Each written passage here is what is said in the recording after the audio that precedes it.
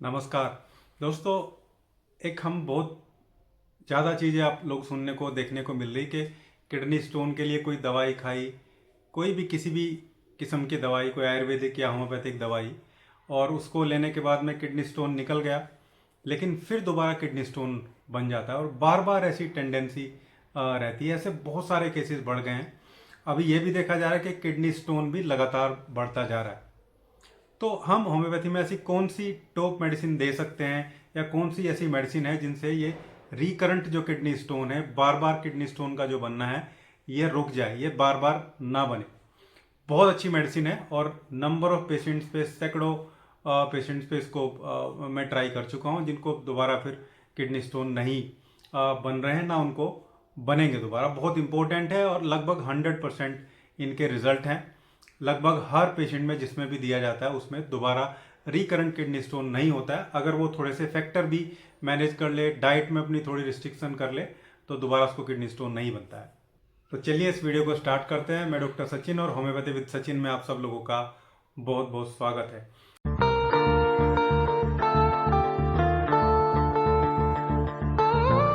दोस्तों, kidney stone अक्सर deformities होने की वजह से या किडनी के प्रॉपर फंक्शन ना होने की वजह से देखने को मिलता है। हालांकि इसके 2-3 कारण है, लेकिन अगर रिकरेंट हो रहा है तो कहीं ना कहीं मेटाबॉलिक जो डिस्टरबेंस है वो भी बॉडी में रहता है, उसकी वजह से बार बार स्टोन बनते हैं।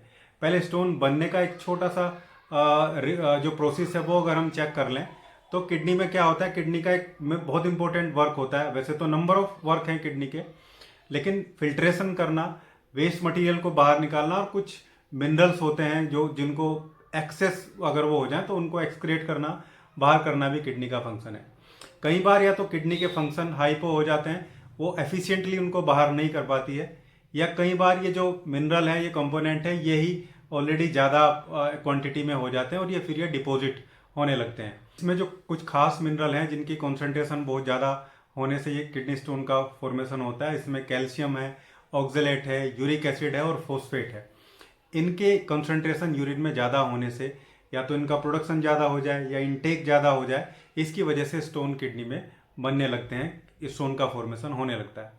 दूसरा, एक इनहिबिटर्स भी होते हैं जो किडनी स्टोन बनने से रोकते हैं। जैसे सिट्रेट एक बहुत इंपॉर्टेंट इनहिबिटर्स है। अगर ये कम रहे हमारी बॉडी में, या मैं बोलूँ इसकी वैल्यू जो है वो कम हो जाए, तो यानी कि किडनी स्टोन फिर बनेंगे। क्योंकि सिट्रेट क्या करता है, सिट्रेट क्रिस्टल बनने से रोकता है, किडनी स्टोन को बनने से ये रोकता है, उसके फॉर्मेशन को इनहिबिट कर देता है। तो अगर ये कम होगा तो भी, और ज़्यादातर मेटाबॉलिक डिसऑर्डर में ये सिट्रेट जो है वो कम ही रहता है, इसलिए इस प्रॉब्लम से भी बार बार किडनी स्टोन जो है वो बनते हैं। या फिर हम ऐसी डाइट लेते हैं जो कैल्शियम रिच डाइट हैं, ज़्यादा कैल्शियम का इंटेक या ज़्यादा ऑक्जेलेट का इंटेक। ज़्यादातर लोग ऑक्जेलेट का इंटेक बहुत ज़्यादा करते हैं। आयरन रिच फूड हैं जैसे पालक वगैरह, वो ज़्यादा खाते हैं। जैसे टमाटर हो गया, उनका सेवन ज़्यादा करते हैं, टमाटो सूप का सेवन ज़्यादा करते हैं। इन सब चीज़ों से भी किडनी स्टोन फॉर्मेशन की जो टेंडेंसी है वो भी गड़बड़ हो जाती है, यानी कि बार बार स्टोन होने लगते हैं और किडनी स्टोन फॉर्मेशन होने के चांस तो रहते ही हैं। इसके अलावा 2 और इम्पोर्टेंट फैक्टर हैं बार बार किडनी स्टोन होने के। एक सप्रेशन ऑफ यूरिन है, यानी कि यूरिन को कोई रिटेन करके रखता है।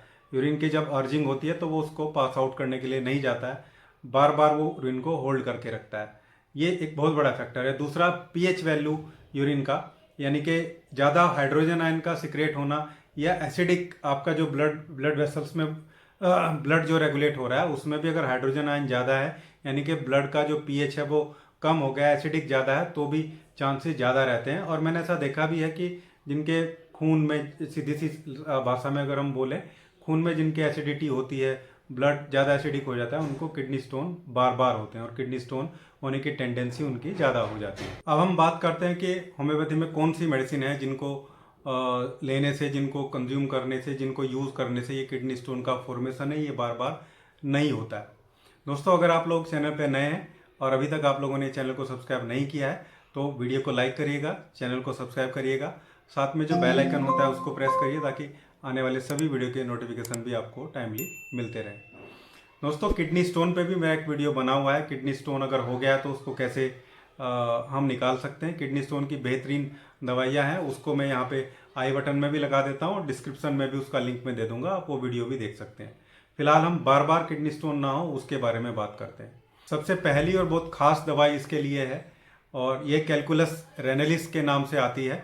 ये दवाई इम्पोर्टेंट चीज़ ये है कि ये किडनी स्टोन से ही बनाई गई है, यानी कि किडनी में गुर्दे में होने वाली पथरी से ही इस दवाई को जो है बना गया है।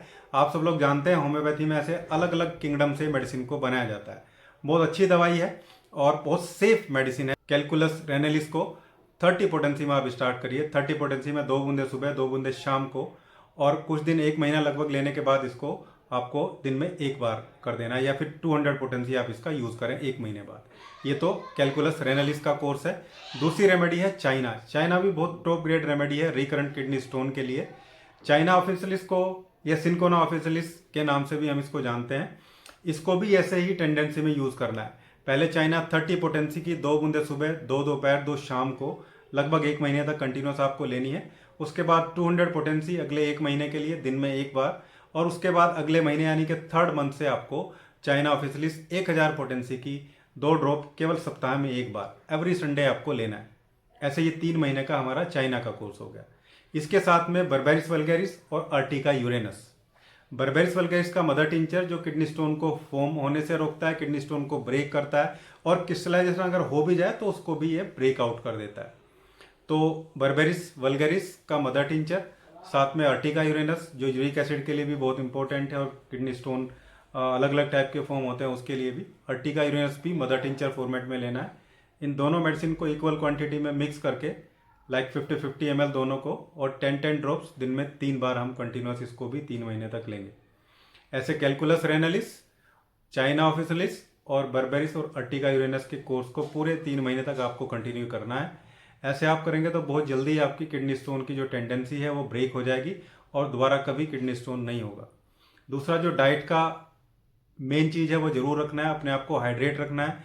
पानी की क्वांटिटी कम नहीं होनी चाहिए, हाइड्रेट रहना बहुत ज़रूरी है। दूसरा जो ऑक्जेलेट रिच फूड हैं उनका सेवन कम कर देना चाहिए, जैसे टमाटर हो गए और दूसरे पालक वगैरह जो चीज़ें हो गई, या कैल्शियम सप्लीमेंट आप यूज़ कर रहे हैं तो उनको भी थोड़ा देख के तब यूज़ करना चाहिए। इन बिटवीन इन 3 महीने अगर बंद कर देंगे तो ज़्यादा अच्छा रहेगा। डाइट का रिस्ट्रिक्शन, 3 महीने होम्योपैथिक मेडिसिन का कोर्स, अपने आप को हाइड्रेट रखें अच्छे से, और यूरिन को होल्ड कभी नहीं करना है। यूरिन की अर्ज लगी है तो उसको ज़रूर ही पास कर लेना चाहिए। ऐसा कंटिन्यूस आप करिए, सब चीज़ बैलेंस हो जाएंगी, मेटाबॉलिज्म भी करेक्ट हो जाएगा और किडनी स्टोन तो दोबारा होगा ही नहीं। ये था आज का वीडियो। होम्योपैथिक मेडिसिन को, किन होम्योपैथिक मेडिसिन को यूज़ करते हुए हम रिकरेंट किडनी स्टोन यानी कि बार बार किडनी में, गुर्दे में जो पथरी बन जाती है उसको कैसे रोका जाए, उसकी टेंडेंसी को कैसे ब्रेक किया जाए।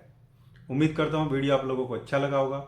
वीडियो अच्छा लगे तो लाइक करिएगा, सब्सक्राइब करिएगा चैनल को, और बेल आइकन को भी प्रेस करिएगा। Thank you.